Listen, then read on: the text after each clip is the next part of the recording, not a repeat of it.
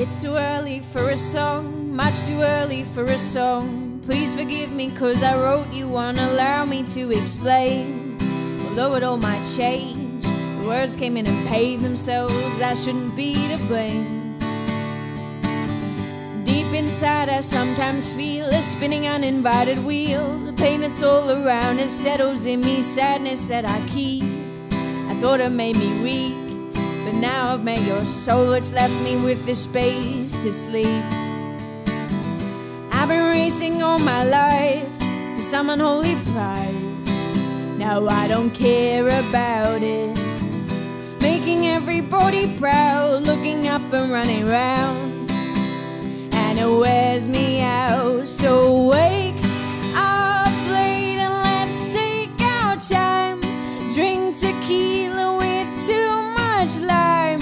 Cause lately I've come to find that all I want is one incredible waste of time. It's so easy, warm and light, and I'm feeling happy cause I know our song will go on and on and on, this waste of time. Your brother taught you how to dance, then you taught me how to dance. You watched me with the eyes your mother gave you, and your hands held onto my hands. Standing on your feet, follow the plodding of the band. I've been racing all my life for some unholy prize. Now I don't care about it. Making everybody proud, looking up and running round, and it wears me out. So wake up late and let's take our time. Drink tequila with too much lime. Cause lately I've come to find that all I want is one incredible waste of time. It's so easy, warm and light, and I'm feeling happy cause I know our song will go on and on and on, this waste of time. Waste of time. Waste of time. On and on and on, this waste of time. When the world is far too bright and you need to close your eyes to the craziness, the maze that grows and twists along outside, just find a way to play this simple song I made for you to make it go away.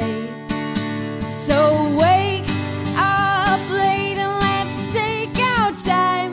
Drink tequila with too much lime.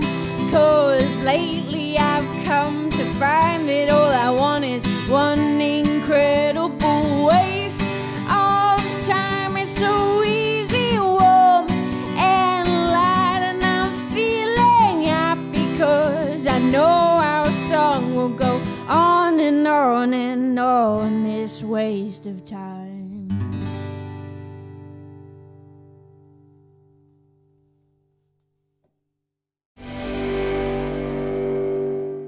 Alex the Astronaut, welcome to The Right Note. Thank you. Thank you for having me. Pleasure. So that song that we heard then, Waste of Time, it sounds like there are quite some sort of big personal realizations that went into the writing of that song. Is that fair? Yeah.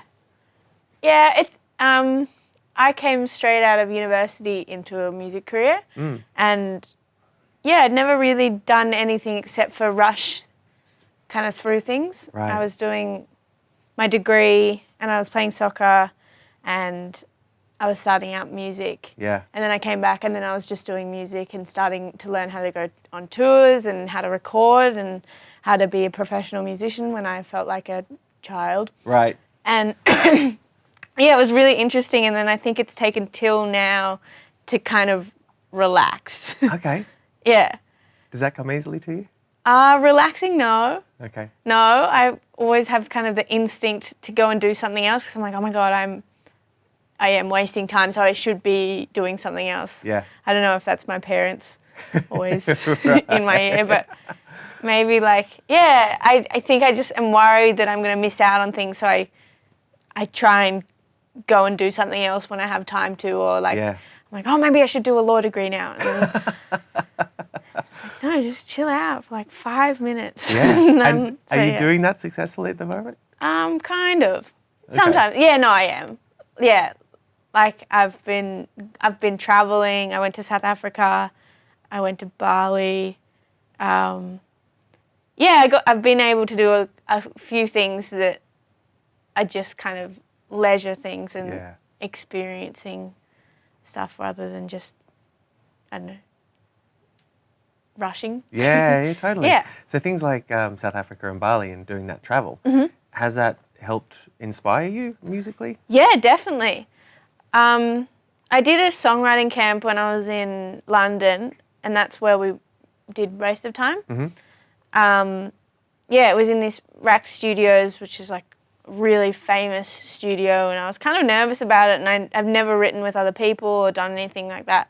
And I went in and we really had a fun time making music, whereas up until this point, I think in the past few years I've been stressed about meeting deadlines. Right. And like I've been like, okay, well I need to get this song done. And I have done that, and I have written songs that I really like and that mean a lot to me, but I've never had that experience of just like, oh, we can just like chill out and kind of write a song, and it doesn't have to be a Grammy award winning something. Like, Right, yep. Not that that's anywhere near what I've done, but that kind of pressure was kind of alleviated, which was cool. And that's when I guess a new wave of songwriting has come through for me. Okay. That's less worried about what might happen in the steps 4, 5, 6, 7, 8, and just going right now, and let's go, okay, let's write this song, and let's write something that you are really interested in right now and see what happens with that. And if that song doesn't do anything or you don't even record it, that doesn't matter. Yeah. Like that kind of thing. Okay. And those deadlines that you spoke about, is that because you were juggling it with studying? And and I had, I was away for 4 months of the year, and then I'd have 1 month at home and then 4 months and then 3 months at home. So I was recording here, so then it was just... Right. Yeah. And all that's happening while... So that the EP which came out last year, To Whom It May Concern, that was kind of in the midst of that, wasn't it? Because you were studying... you're on a soccer scholarship at Long Island University. Yeah. And also studying astrophysics? Yeah, it was like a science degree. It was just a Bachelor of Physics. Yeah, right. Bachelor of Physics and Maths, so it's like a pre-engineering kind of stream. Okay. Yeah, so it's with a lot of the people that were going to go do that, but... Right. Yeah. You chose rock and roll instead. Yeah, they're very confused. They don't know what I've done, but yeah. And it was really cool. Well, it was a bit stressful because I came back, I moved back in May, moved back in with my parents because I'd been away for 3 years and I wasn't going to just... Yeah. And we decided that I was going to record more music when I came back, and I kept saying, no, I'll have heaps of time. Yeah. Whereas I had my thesis to do in that semester. I was finishing up university, so there's all exams towards the end, and it kind of goes like this. Yeah. And then that was the time when I was saying that I was going to record all these songs as well. Right. So I was like, oh, okay, Alex, you've really just messed things up for yourself, but you just make it through and just keep ticking over. And I got back and I got really sick. Right. And then I think it was just like stress sick. Sure. And then we managed to, I kind of just, I guess, pushed a few songs out, and I really like those songs, and they're still the songs that I really enjoy playing, but that experience was very different from what I plan to do for the next time. Well, I mean, talking about planning, moving forward, what is the plan? Because we've had 2 EPs, Waste of Time is the latest single. Is it sort of building to an album? Yeah, I would say so. Okay. At some point, yeah. At some point. So maybe this year or maybe not? Probably not. No, not this year. Okay. Just recording and making sure I'm happy with all the songs and keeping an open mind for release date at some point in the future. Yeah. And so is studying and that side of your life, is that all put on hold at the moment while you pursue music? For now, yeah. I'm interested in law. I want to study it at some point, but I don't think that it's a good thing to do right now. Okay. All right. Sounds like you got enough going on. Yeah. Enjoy having some waste of time. Yeah, exactly. Yeah. Right. So the one of the songs on your first EP, Rockstar CD, was, I guess, about your experiences in New York and playing in clubs around there. What was that like? Because I imagine New York could be quite an intimidating city to turn up to a place with a guitar and sing. Terrifying. There weren't any people there. Yeah. So that part of it kind of was less pressure. I played like Sunday afternoons or like Wednesday nights when it wasn't really, but to me I was like, oh my God, this is like main stage, like Madison Square Garden. But yeah, like I would just freak out for the 2 weeks before, like not sleep, worry about it so much. And it was a 15-minute set and I'd play 4 or 5 songs and like, I wouldn't say a word on stage. I was so awkward. I like came off just white. And then, I think doing that made me realize that actually no one actually cares. Right. Not in a bad way, but no one's paying as much attention as you think they are. Mm-hmm. And like every little thing you do on stage, every tiny mistake you make, you think that everyone knows and you've just mucked everything up. Yep. And you are about to be like torn apart. Whereas you came off stage, like you have a few friends there and they're like, well done, that was great. And you're like, oh my God. And so I think that part was the bit that I learned that I carried through to when I came home. Okay. So I could have a bit more fun when I came home and performed for people that were like listening to the songs. And yeah. Okay. Well, having seen you earlier in the year at Taronga Park, where you were very personable in between songs and telling stories, and I mean, obviously that transition was quite quick between freaking out about playing a 15-minute set to being comfortable in front of a couple thousand people. I mean, I don't know how that happened, but it just did. My parents get really confused because they're like, how do you do that? Like, you who doesn't really talk that much most of the time or growing up hasn't spoken that much. Right. I don't see it, but How do you? I have no idea. Okay. It's like this weird extrovert show-off personality that just comes out. And like, I think it presents itself more for certain people, like when I meet them than others. But like, I think the people that know me really well are kind of like, how did you? Yeah. But you did. That's great. Yeah, it's interesting. Yeah, totally. Yeah. And so the second song we're going to hear from you today, William and Georgia. Can you tell me a little bit about writing that? Yeah, I was, it was in that period of trying to write songs for when I'd come back from America and I was ready to record the second EP. And it was this weird thing because I was like, I want to write a story about a kind of love song of these two people. And I'd picked the names. But, I wasn't sure what perspective to take it from. And I decided on William's perspective. And I decided on a breakup. But I was like, okay, I don't want to just do he is sad and that be the story. I thought that was a bit boring. So I was like, okay, how can I carry this through in a way that's not cheesy? And that was kind of that was what the two things that I was kind of trying to bounce between from. Like, I didn't want it to seem like he was just sad, and I didn't want it to be too cheesy that it was carrying through in like a forced way. Sure. So I just kind of filled it with lyrics that I thought kind of got there. Okay. About a breakup situation. Yeah. And quite a lot of your songs are very personal, and they seem very much based on your own experiences. Was that true of that song as well, or is that Kind you of. thinking of a story? Oh, okay. Yeah. A little bit of truth in A there. little bit, bits and pieces. And the names, where did the names I just thought they were good names. Okay. Yeah.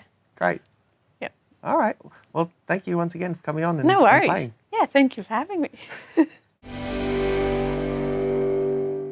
William had always painted pictures of Georgia. Now she was gone, no sun or swan seemed to deserve any colours that sat on his palette. He built whole castles with the words of Georgia. Now his breakfast alone, so quiet at home. So he read through a note that she'd wrote him some 4 years ago. It said, na na na na na na, it's gonna be lonely when you're gone. Na na na na na na, it's gonna be lonely when you're gone. And all of the planes and the trains take you away. In a year I could just be a name, but Na na na na na na, it's gonna be lonely when you're gone. He kept replaying the night he lost Georgia. When they cried at the gate, he said, wish you could stay. She said, we're just standing in each other's way.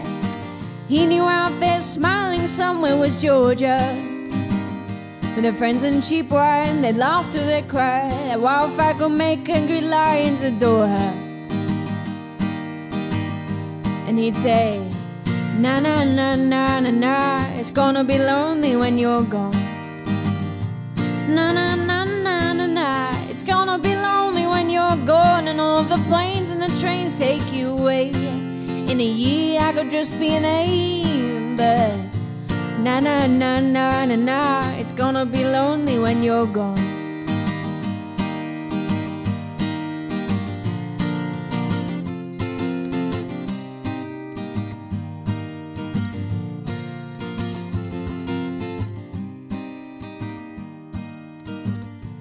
Time went by and Will forgot Georgia. He had a long happy life, 2 girls and a wife, and he painted them castles into the night. The other day he saw a picture of Georgia. Her hair had gone grey and her smile had stayed. The curtains were open and it worked out okay. He remembered the night when he'd sang, na na na na na na, it's gonna be lonely when you're gone. Na na na na na na, it's gonna be lonely when you're gone. And all of the planes and the trains take you away. In a year I could just be a name, but na na na na na na, it's gonna be lonely when you're gone.